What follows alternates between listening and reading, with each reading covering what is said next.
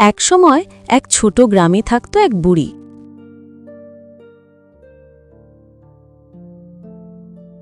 সে খুব গরিব। তার ঘরে ছিল শুধু একটা ভাঙা হাঁড়ি, একটা পুরনো খুন্তি আর একটা ছেঁড়া কাঁখা।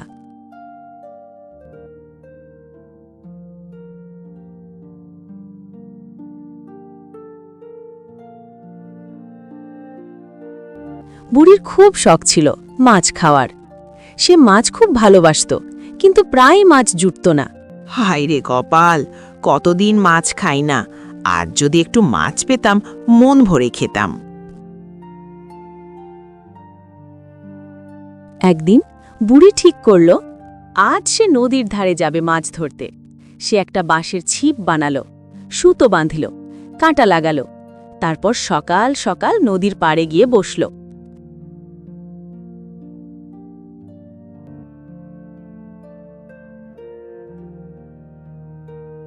ভগবান, আজ যদি একটা মাছও পাই তাহলেই চলবে, আর কিছু চাই না। বুড়ি নদীর ধারে বসে রইল। রোদ উঠল, রোদ নামল, পাখিরা উড়ে গেল, আবার ফিরে এলো। কিন্তু ছিপে কোনো মাছ লাগল না। হায় হায়,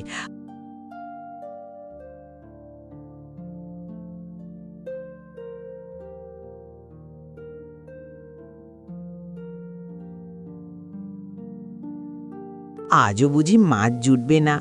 অনেকক্ষণ বসে থাকতে থাকতে বুড়ির চোখ জুড়ে এলো। সে নদীর ধারে বসেই ঘুমিয়ে পড়ল।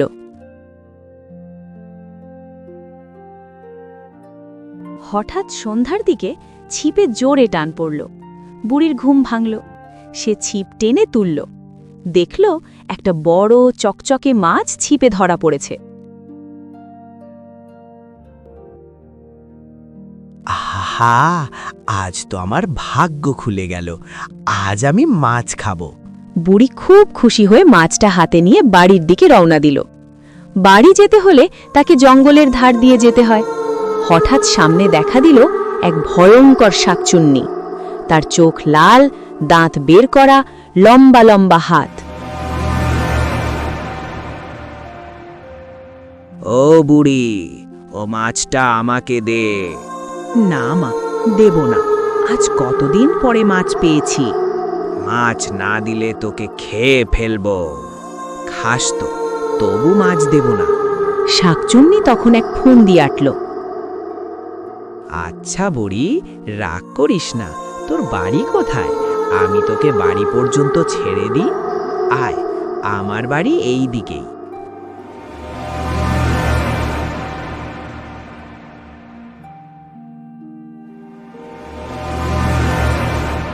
বুড়ি দৌড়ে ঘরের ভেতরে ঢুকে পড়ল। তারপর সঙ্গে সঙ্গে দরজা বন্ধ করে দিল। শাকচুন্নি বাইরে দাঁড়িয়ে চেঁচাতে লাগল। ও বুড়ি, দরজা খোল, মাছ দে। না, দরজা খুলবো না। শাকচুন্নি দরজায় ধাক্কা দিতে লাগল। মাছ দে, মাছ দে। তার লম্বা হাত দরজার ফাঁক দিয়ে ভেতরে ঢুকে পড়ল। মাছ দে, মাছ দে। বুড়ি তখন চুলায় খুন্তি বসালো, আগুনে লাল করে গরম করল।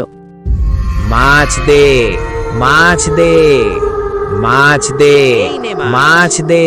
এই বলে বুড়ি দরজার ফাঁক দিয়ে গরম খুন্তি শাকচুন্নির হাতে ঢুকিয়ে দিল।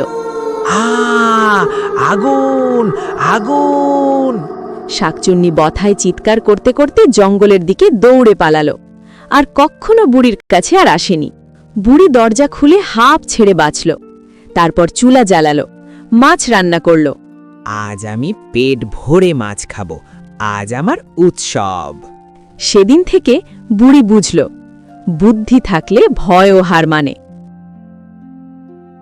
শিক্ষা: বুদ্ধি থাকলে বিপদ কাটে, সাহস থাকলে শত্রু পালায়, গরিব হলেও মাথা খাটালে জয় হয়।